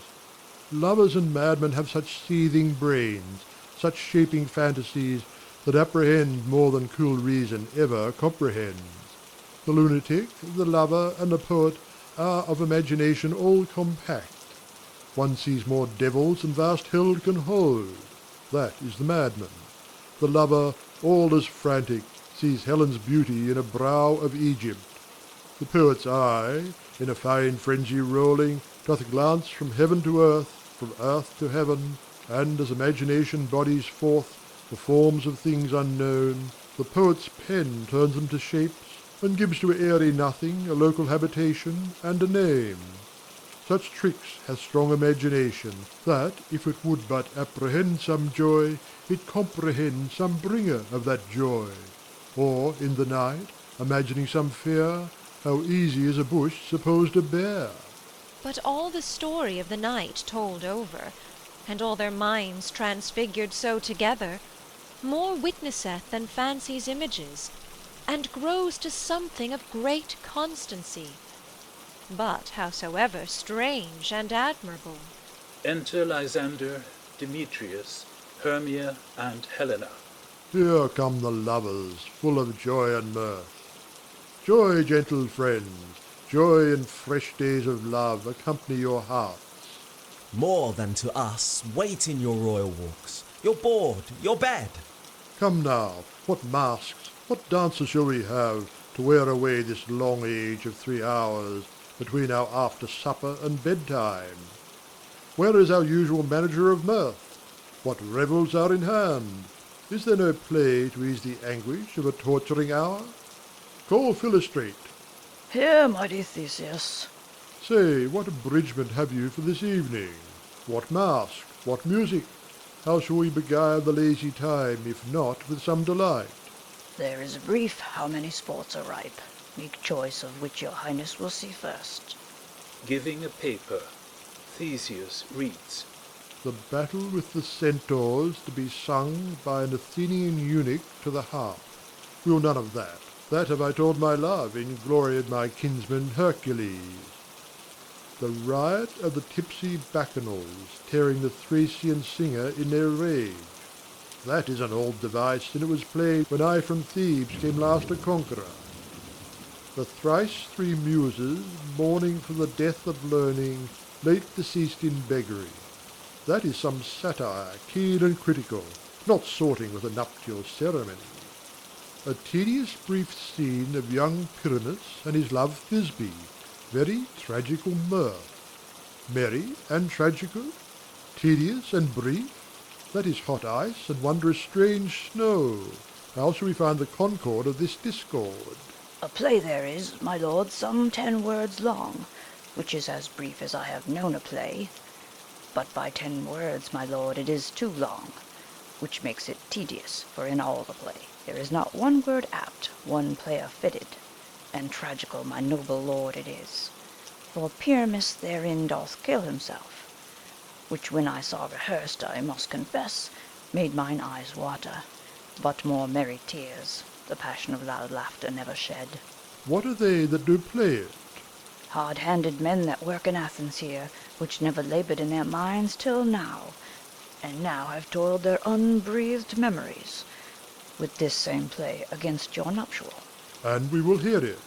No, my noble lord, it is not for you. I have heard it over, and it is nothing, nothing in the world, unless you can find sport in their intents, extremely stretched and conned with cruel pain to do you service. I will hear that play, for never anything can be amiss when simpleness and duty tender it. Go, bring them in, and take your places, ladies. Exit Philostrate. I love not to see wretchedness o'ercharged, and duty in his service perishing. Why, gentle sweet, you shall see no such thing. He says they can do nothing in this kind. The kind are we, to give them thanks for nothing. Our sport shall be to take what they mistake, and what poor duty cannot do, noble respect takes it in might, not merit. Where I have come, great clerks have purposed to greet me with premeditated welcomes, where I have seen them shiver and look pale, make periods in the midst of sentences, throttle their practised accent in their fears, and in conclusion dumbly have broke off, not paying me a welcome. Trust me, sweet, out of this silence yet I picked a welcome, and in the modesty of fearful duty I read as much as from the rattling tongue of saucy and audacious eloquence. Love, therefore, and tongue-tied simplicity at least speak most to my capacity. Enter Philostrate. So please your grace, the prologue is addressed. Let him approach. Flourish of trumpets. Enter Prologue. If we offend, it is with our good will, that you should think we come not to offend, but with good will. To show our simple skill, that is the true beginning of our end, consider then, we come but in despite. We do not come as minding to content you, our true intent is. All for your delight, we are not here. That you should here repent you, the actors are at hand, and by their show you shall know all that you are like to know. This fellow doth not stand upon points. He hath rid his prologue like a rough colt. He knows not the stop. A good moral, my lord, it is not enough to speak, but to speak true. Indeed, he hath played on this prologue like a child on a recorder, as sound, but not in government. His speech was like a tangled chain, nothing impaired, but all disordered. Who is next? Enter Pyramus and Thisbe, War, Moonshine, and Lion, as in dumb show. Gentles, perhaps you wonder at this show, but wonder on till truth make all things plain. This man is Pyramus, if you would know. This beauteous lady Thisbe is certain. This man, with lime and rough cast, doth present Wall, that vile wall which did these lovers sunder. And through Wall's chink, poor souls, they are content to whisper, at the which let no man wonder. This man, with lanthorn, dog, and bush of thorn, presenteth Moonshine. For, if you will know, by moonshine did these lovers think no scorn to meet at Ninus' tomb, there to woo. This grisly beast, which by name Lion hight, the trusty Thisbe, coming first by night, did scare away, or rather did affright. And as she fled, her mantle she did fall, which Lion vile with bloody mouth did stain. Anon comes Pyramus, sweet youth and tall, and finds his trusty Thisbe's mantle slain, whereat with bloody, blameful blade, he bravely broached his boiling bloody breast. And Thisbe, tarrying in mulberry shade, his dagger drew and died. For all the rest, let Lion, Moonshine, Wall, and lovers twain at large discourse while here they do remain. Exeunt Prologue. Thisbe, Lion, and Moonshine. I wonder if the lion be to speak. No wonder, my lord. One lion may, while many asses do. In this interlude it doth befall, that I, one Snout by name, present a wall, and such a wall as I would have you think that had in it a crannied hole or chink, through which the lovers, Pyramus and Thisbe, did whisper often, very secretly. This loam, this rough cast, and this stone doth show that I am that same wall. The truth is so, and this the cranny is, right and sinister, through which the fearful lovers are to whisper. Would you desire lime and hair to speak better? It is the wittiest partition that ever I heard discourse, my lord. Pyramus draws near the wall. Silence. Enter Pyramus. O grim-looked night, O night with hue so black, O night which ever art when day is not. O night, alack, alack, alack. I fear my Thisbe's promise is forgot. And thou, O wall, O sweet, O lovely wall, that stand'st between her father's ground and mine, the wall, O sweet and lovely wall, show me thy chink to blink through with mine eyne. Wall holds up his fingers. Thanks, courteous wall. Jove shield thee well for this. But what see I? No Thisbe do I see. O wicked wall, through whom I see no bliss! Cursed be thy stones for thus deceiving me. The wall, methinks, being sensible, should curse again. No, in truth, sir, he should not. Deceiving me is Thisbe's cue. She is to enter now, and I am to spy her through the wall. You shall see it will fall pat as I told you. Yonder she comes. Enter Thisbe. O wall, full often hast thou heard my moans, for parting my fair Pyramus and me. My cherry lips have often kissed thy stones with lime and hair knit up in thee. I see a voice. Now will I to the chink to spy, and I can hear my Thisbe's face. Thisbe! My love, thou art my love, I think. Think what thou wilt. I am thy lover's grace, and like Lymander am I trusty still. And I, like Helen, till the fates me kill. Not Shaphalus to Procrus was so true. And Shaphalus to Procris, I to you. Oh, kiss me through the hole of this vile wall. I kiss the wall's hole, not your lips at all. Wilt thou at Ninny's tomb meet me straightway? Tide life, tide death, I come without delay. Thus have I, wall, my part discharged so. And being done, thus wall away doth go. Exeunt wall, Pyramus, and Thisbe. Now is the mural down between the two neighbours. No remedy, my lord, when walls are so wilful to hear without warning. This is the silliest stuff that ever I heard. The best in this kind are but shadows, and the worst are no worse if imagination amend them. It must be your imagination, then, and not theirs. If we imagine no worse of them than they are themselves, they may pass for excellent men. Here come two noble beasts in, a moon and a lion. Enter Lion and Moonshine. You, ladies, you, whose gentle hearts do fear the smallest monstrous mouse that creeps on floor, may now perchance both quake and tremble here, when lion rough and wildest rage doth roar. Then know that I, one Snug the joiner, am a lion fell, nor else no lion's dam. For if I should as lion come in strife into this place, 'twere pity on my life. A very gentle beast, and of a good conscience. The very best at a beast, my lord, that e'er I saw. This lion is a very fox for his valour. True, and a goose for his discretion. Not so, my lord, for his valour cannot carry his discretion, and the fox carries the goose. His discretion, I am sure, cannot carry his valour, for the goose carries not the fox. It is well. Leave it to his discretion, and let us listen to the moon. This lanthorn doth the horned moon present. He should have worn the horns on his head.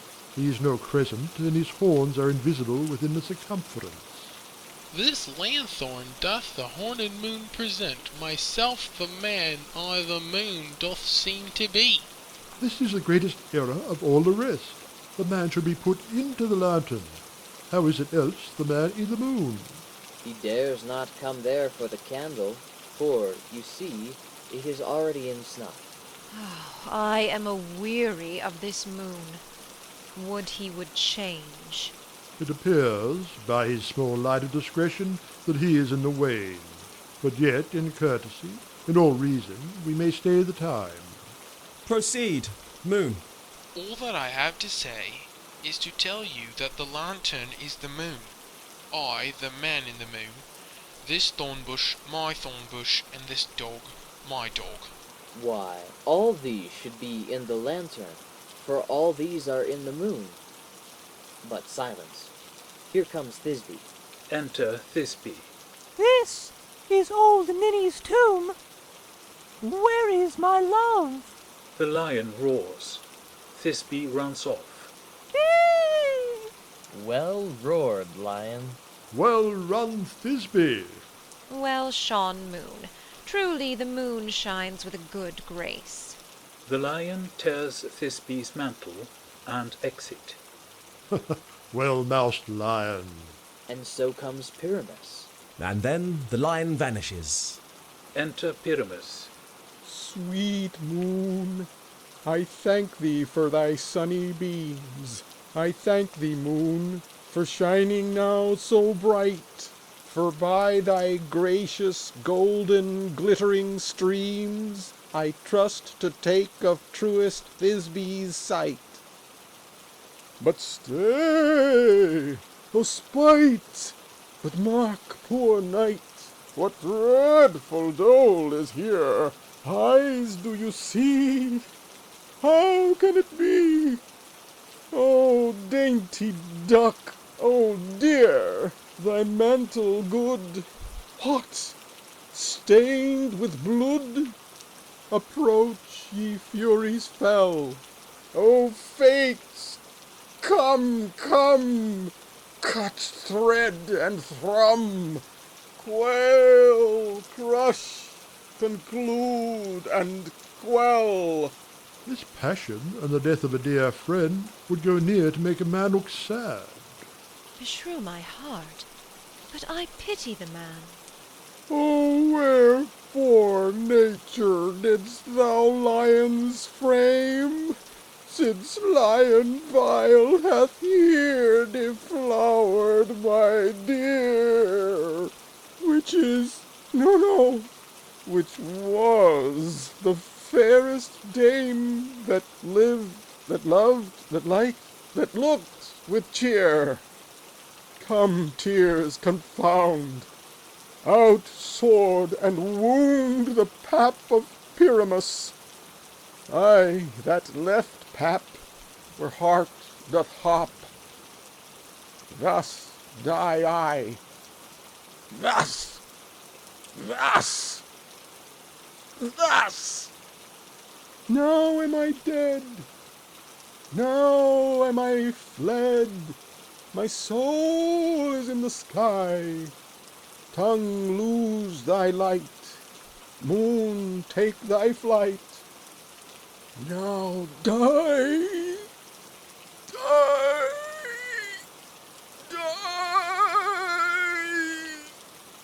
die.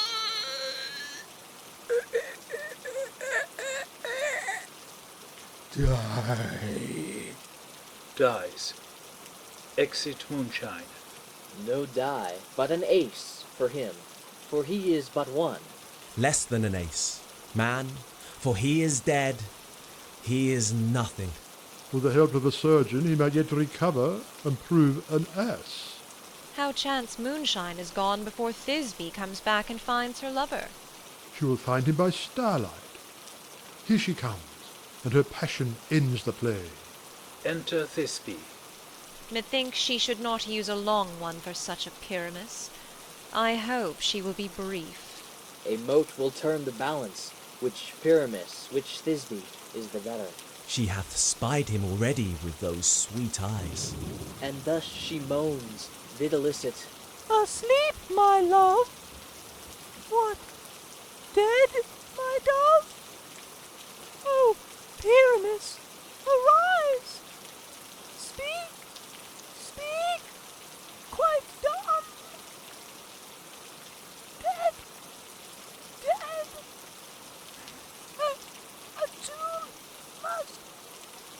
A tomb must cover thy sweet eyes. These lily lips, this cherry nose,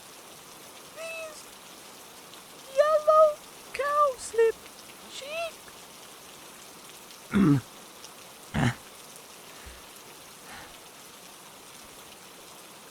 gone.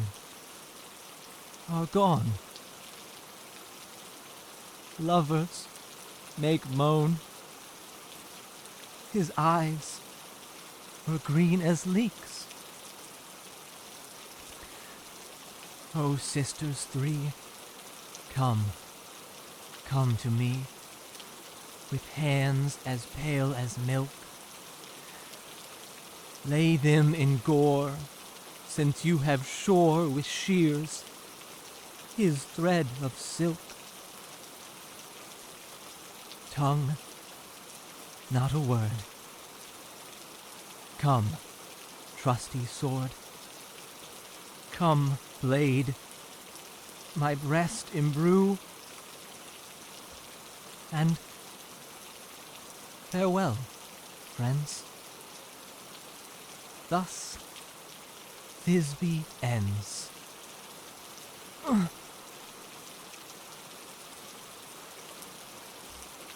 Adieu. Adieu. Adieu. Dies. Moonshine and Lion are left to bury the dead. Aye, and wall too. No, I assure you, the wall is down that parted their fathers.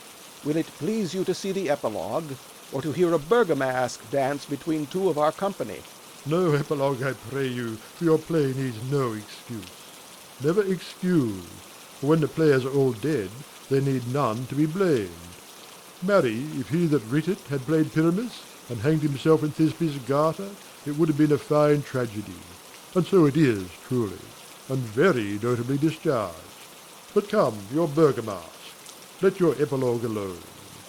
Here a dance of clowns.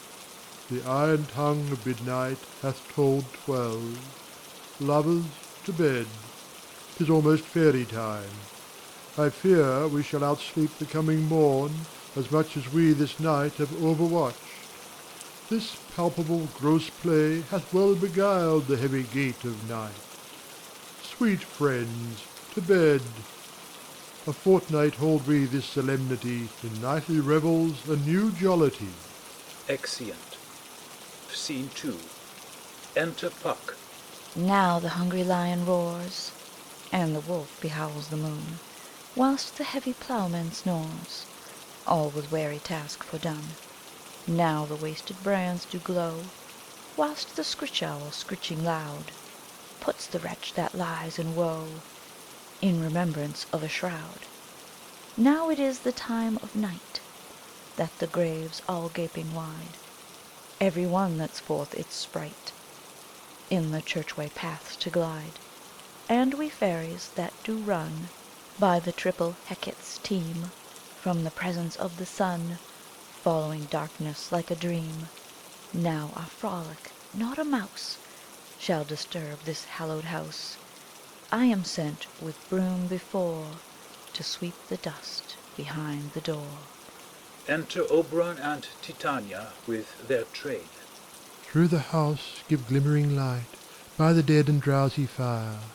Every elf and fairy sprite hop as light as bird from briar, and this ditty after me sing and dance it trippingly. First rehearse your song by rote, to each word a warbling note. Hand in hand with fairy grace will we sing and bless this place. Song and dance. Now until the break of day, through this house each fairy stray, to the best bride bed will we, which by us shall blessed be, and the issue there create ever shall be fortunate. So shall all the couples three ever true in loving be, and the blots of nature's hand shall not in their issue stand. Never mole, hair lip, nor scar, nor mark prodigious, such as are despised in nativity, shall upon their children be. With this field you'll consecrate, every fairy take his gate, and each several chambers bless, through this palace with sweet peace. There shall it in safety rest, and the owner of it blessed. Trip away, make no stay, meet me all by break of day. Exeunt Oberon, Titania, and train.